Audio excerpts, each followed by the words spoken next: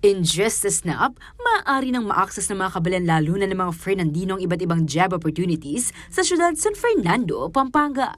Ito ay dahil sa Virtual Link Job Search Project na inilunsad ng City Government sa pangunguna ng City Public Employment Service Office o CPESO, katuwang ang City Information and Communications Technology Office o CICTO at Pampanga Chamber of Commerce o PAMCHAM.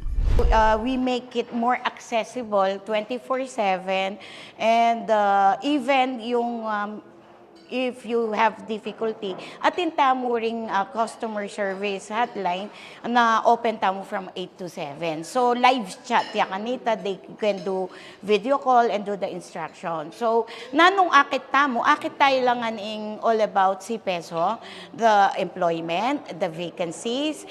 They can also upload their resumes. Ayon kay CPESO Acting Manager Mary Ann Biliwang, layon din itong matugunan ng suliranin ng syudad pagdating sa job mismatch. Yung employer, akit na mismo mo rin. Kasi atin tamang waiver that whenever they put on their resume or upload it, atin tamang waiver that the other companies also could search on their data. And parang ano siya, comparable to other countries na you don't need to go nung ala karugong pamasayan po kay through your cell phone makapag-apply na kang obra. Dagdag pa ni Biliwang, marami ang available na trabaho para sa publiko, ngunit hindi nagtutugma ito sa kakayahan ng mga aplikante. Having this V-Link kasi, at least tamo, nanula din companies mangailangan makanyan, nano itang demand, kay but anting dyan tayo, nano itang isupply tamo.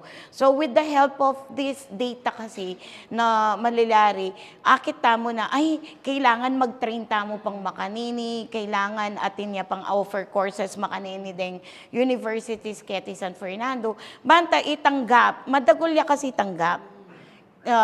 Ketang employment. So, itong burita mo talagang plansyahan ka rin.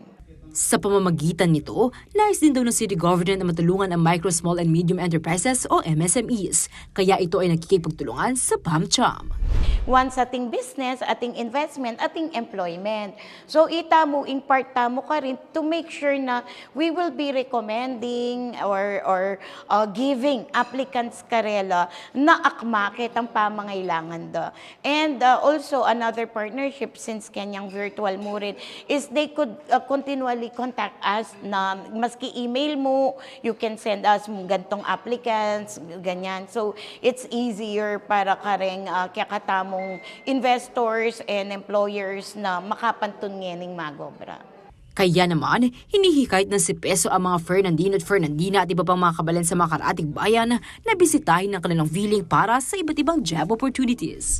Karen pong manintun obra or serbisyo na po ning kayakatamo pong syudad, lalo na po pertaining to employment and training kasi maatinta na rin po kasing bubuklat at training center. So, visit ya po. We have Facebook, Twitter, and also kita pong kayakatamong page Kengkeng City of San Fernando. So, nung nanuman pong kutang yu, at yu po kening si Peso para po manantabi. Kaya kayo si Peso, kaya beyo po ken tagumpe.